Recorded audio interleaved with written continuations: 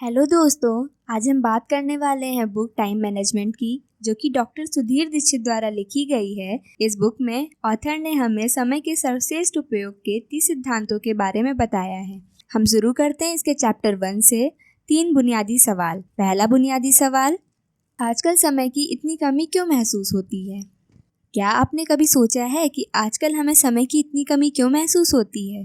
समय पर काम ना करने या होने पर हम झल्ला जाते हैं, आग बबूला हो जाते हैं, चिढ़ जाते हैं, तनाव में आ जाते हैं।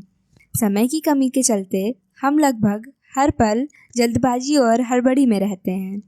इस चक्कर में हमारा ब्लड प्रेशर बढ़ जाता है, लोगों से हमारे संबंध खराब हो जाते हैं, हमारा मानसिक संतुलन गड़बड़ा जाता है और कई बार तो दुर्घटनाएं भी हो जाती हैं। समय की कमी हमारे जीवन का एक अप्रिय और अनिवार्य हिस्सा बन चुकी है।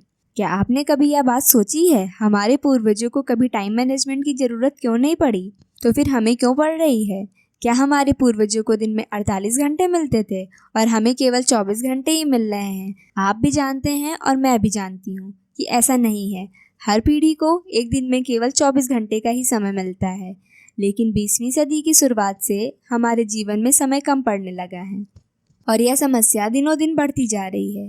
बड़ी अजीब बात, क्योंकि 20वीं सदी की शुरुआत से ही मनुष्य समय बचाने वाले नए नए उपकरण बनाता जा रहा है। 20वीं सदी से पहले कार नहीं थी, मोटरसाइकिल या स्कूटर भी नहीं थे, लेकिन हमारे पूर्वजों को कहीं पहुंचने की जल्दी भी नहीं थी। पहले मिक्सर, फूड प्रोसेसर या माइक्रोवेव नहीं थे, लेकिन गृहिणियों को सिल पर मसाला पीसने या चूल्हे पर खाना पकाने में किसी तरह की हड़बड़ी नहीं रहती थी। पहले बिजली नहीं थी, लेकिन किसी को रात रात भर जागकर काम करने की ज़रूरत भी नहीं थी। वास्तव में तब जीवन ज़्यादा सरल था, क्योंकि उस समय इंसान की ज़िंदगी घड़ी के हिसाब से नहीं चलती थी।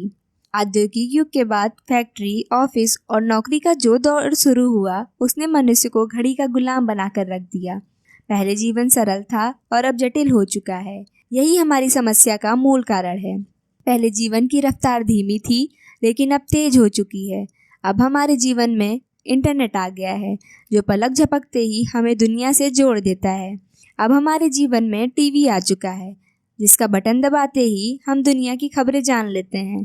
अब हमारे पास कारें और हवाई जहाज हैं, जिनसे हम तेज़ी से कहीं भी पहुंच सकते हैं। अब हमारे पास 3G मोबाइल फ़ोन्स हैं, जिनसे हम दुनिया से में कहीं भी किसी से भी बात कर सकते हैं और उसे देख सकते हैं।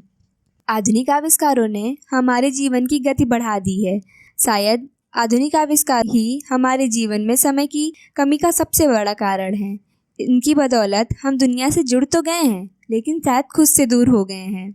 यदि आप समय के सर्वश्रेष्ठ उपयोग को लेकर गंभीर हैं, तो इसका सबसे सीधा समाधान यह है, यदि आप किसी तरह आधुनिक आविष्कारों से मुक्ति पा लें और दोबारा पुराने ज़माने की जीवन शैली अपना लें, तो आपको काफ़ी सुविधा होगी। नहीं, मैं यहाँ चूल्हे पर रोटी पकाने या मुंबई से दिल्ली तक पैदल जाने की बात नहीं कर रही हूँ।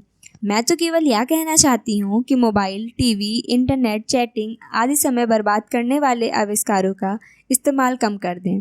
पहले घड़ी हमारे जीवन पर हावी नहीं थी, क्योंकि लोगों के पास घड़ी थी ही नहीं। पहले अलार्म घड़ी की कोई ज़रूरत नहीं थी, मुर्गे की बांग ही काफ़ी थी। तब 8-18 की लोकल पकड़ने का कोई तनाव नहीं रहता था। तब कोई काम सुबह 9 बजे हो या 9:15 बजे, कोई खास फर्क नहीं पड़ता था, लेकिन आज पड़ता है। तो इस पुस्तक को आगे पढ़ने से पहले यह बात अच्छी तरह से समझ लें कि diabetes, high blood pressure, cholesterol और हृदय रोग की तरह ही समय की कमी भी एक आधुनिक समस्या है, जो आधुनिक जीवन शैली का परिणाम है। यदि आप इस समस्या को सुलझाना चाहते हैं, तो आपको अपनी जीवन शैली को बदलना होगा। याद रखें, दुनिया नहीं बदलेगी, बदलना तो आपको ही है। यदि आप अपनी जीवन शैली और सोच को बदल लेंगे, तो समय का समीकरण भी बदल जाएगा।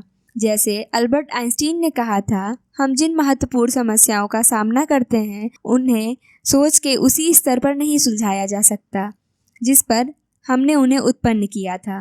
अब गेंद आपके पाले में है। अपनी सोच बदलें, जीवन शैली बदलें और जीवन का उचित प्रबंधन करके अपना जीवन बदल लें।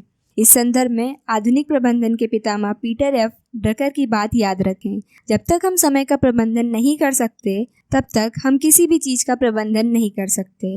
लुइस ममफोर्ड कहते हैं, आधुनिक औद्योगिक युग की सबसे प्रमुख मशीन भाप का इंजन नहीं, बल्कि घड़ी है। रूपर्ट मर्डॉक कहते हैं, दुनिया बहुत तेजी से बदल रही है। अब बड़े छोटों को नहीं हराएंगे, अब तो तेज धीमों को हराएंगे। दूसरा बुनियादी सवाल, आपके पास दरअसल कितना समय है? एड जैक्सन ब्राउन कहते हैं, आप यह कैसे कह सकते हैं कि आपके पास पर्याप्त समय नहीं है? आपके पास दिन में उतने ही घंटे हैं जितने Helen Keller, Louis Pasteur, Michelangelo, Mother Teresa, Leonardo da Vinci, Thomas Jefferson और अल्बर्ट आइंस्टीन के पास थे। विधाता ने किसी को सुंदरता ज़्यादा दी है, किसी को कम दी है, किसी को बुद्धि ज़्यादा दी है, किसी को कम दी है, किसी को दौलत ज़्यादा दी है, किसी को कम दी है, लेकिन समय उसने सबको बराबर दिया है, एक दिन में 24 घंटे।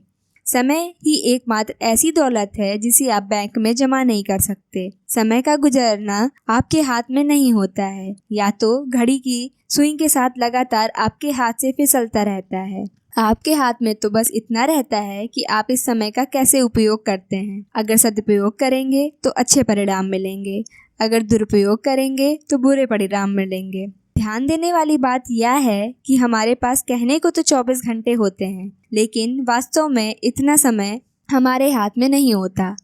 सच तो यह है कि समय के एक बड़े हिस्से पर हमारा कोई नियंत्रण नहीं होता। 8 घंटे की नींद में चले जाते हैं और 2 घंटे खाने पीने में, तैयार होने में और नित्य कर्म आदि में चले जाते हैं। यानी हमारे हाथ में दरअसल 14 घंटे का समय ही होता है। दूसरे शब्दों में, जीवन में सिर्फ 58% समय ही हमारे नियंत्रण में होता है, जबकि 42% समय पर हमारा कोई नियंत्रण नहीं होता है। सुविधा की दृष्टि से यह मान लें कि 40% समय पर हमारा नियंत्रण नहीं होता, जबकि 60% समय पर होता है। इस संदर्भ में सदियों पहले भूर्थर की कही गई बात आज भी प्रासंगिक है। विधाता ने मनुष्य की आयु 100 वर्ष तय की है, जिसमें से आधी रात्रि में चली जाती है, बची आधी में से आधी बाल्यावस्था और वृद्धावस्था में गुजर जाती है, और बाकी बचे 25 वर्षों में मनुष्य को रोग और वियोग अनेक दुख झेलने पड़ते हैं और नौकरी चाकरी करनी पड़ती है। इसीलिए हम यह कह सकते हैं कि जल तरंग समान चंचल इस जीवन में लेस मात्र का सुख भी नहीं है। समय अनमोल है, क्योंकि वास्तव में समय ही संसार की एकमात्र ऐसी चीज है जो सीमित है। अगर आप दौलत गंवा देते हैं तो दोबारा कमा सकते हैं, घर गंवा देते हैं तो दोबारा पा सकते हैं, लेकिन अगर आप समय गंवा देते हैं तो आपको वही समय दोबारा नहीं मिल सकता। हमारे पास जीवन में बहुत कम समय है और यह समय सीमित है। यदि हम अपनी अपेक्षित आयु 100 वर्ष मान लें तो हमारे पास जीवन में कुल 36,500 दिन ही होते हैं। इसी समय हिसाब लगाकर देखें कि इन 36,500 दिनों में से आपके पास कितने दिन बचे हैं जिनमें आपको अपने जीवन का लक्ष्य प्राप्त करना है। अगर हम जीवन में कुछ करना, कुछ बनना, कुछ पाना चाहते हैं तो यह अनिवार्य है कि हम हर समय का सर्वश्रेष्ठ उपयोग करना सीख लें, ताकि इस धरती पर अपने सीमित समय में हम वह सब हासिल कर लें जो हम हासिल करना चाहते हैं, चाहे वह दौलत हो या शोहरत हो, सुख हो या सफलता हो। चार्ल्स रिचर्ड्स कहते हैं, कैलेंडर से धोखा ना खाएं। साल भर में केवल उतने ही दिन होते हैं जिनका आप उपयोग करते हैं। एक व्यक्ति साल भर में केवल 1 सप्ताह का मूल्य प्राप्त करता है, जबकि दूसरा व्यक्ति 1 सप्ताह में ही पूरे साल का मूल्य प्राप्त कर लेता है। सैमुअल इस्माइल्स कहते हैं कि खोई दौलत मेहनत से दोबारा हासिल की जा सकती है, खोया ज्ञान अध्ययन से, खोया स्वास्थ्य चिकित्सा या संयम से, लेकिन खोया समय हमेशा हमेशा के लिए चला जाता है। तीसरा बुनियादी सवाल, आपका समय कितना कीमती है? कार्ल सैंडबर्ग कहते हैं कि समय आपके जीवन का सिक्का है, या आपके पास मौजूद इकलौता सिक्का है और सिर्फ आप ही यह तय कर सकते हैं कि इसे कैसे खर्च किया जाए। सतर्क रहें, वरना आपके बजाय दूसरे लोग इसे खर्च कर देंगे। कहा जाता है समय ही धन है, परंतु यह कहावत पूरी तरह सच नहीं है। सच तो यह है कि समय सिर्फ संभावित धन है। अगर आप अपने समय का सदुपयोग करते हैं तभी आप धन कमा सकते हैं। दूसरी ओर अगर आप समय का दुरुपयोग करते हैं तो आप इस धन को कमाने की संभावना को गंवा देते हैं। क्या आप ठीक जानते हैं कि आपका समय कितना कीमती है? अगर नहीं तो नीचे दिए गए फार्मूले का प्रयोग करके या जान लें समय का मूल्य ज्ञात करने का फार्मूला। आपके 1 घंटे का मूल्य आपकी आमदनी बटे काम के घंटे। आपकी आमदनी में काम के घंटों का भाग देने से आप जान जाएंगे कि आपके 1 घंटे के समय का वर्तमान मूल्य क्या है। मान लें आप हर महीने 20,000 रुपये कमाते हैं। और इसके लिए आप महीने में 25 दिन 8 घंटे काम करते हैं, यानी आप कुल मिलाकर 200 घंटे काम करते हैं। इस स्थिति में आपके 1 घंटे का मूल्य होगा 20,000 बटे 200 बराबर 100 रुपये। इस उदाहरण से यदि आप रोज 1 घंटे का समय बर्बाद करते हैं तो आपको हर दिन 100 रुपये का नुकसान हो रहा है, यानी 1 साल में 36,000 रुपये। यदि आप हर दिन 2 घंटे बर्बाद करते हैं तो इसका मतलब है कि आपको हर साल 72,000 रुपये का नुकसान हो रहा है। यह अभ्यास करने के बाद आपकी आंखें खुल जाएंगी। इससे एक तो आपको यह पता चल जाएगा कि समय की बर्बादी करने से आपको कितना आर्थिक नुकसान हो रहा है, इसके लिए आप समय बर्बाद नहीं करेंगे। दूसरे, इससे अगर आपको यह अभ्यास होता है कि आपके समय का वर्तमान मूल्य संतोषजनक नहीं है तो आप उसे बढ़ाने के उपाय खोजेंगे। इस फॉर्मूले का सिर्फ एक बार प्रयोग करने से ही आपके जीवन में चमत्कारिक परिवर्तन हो जाएगा। आप समय के उपयोग को लेकर सतर्क हो जाएंगे।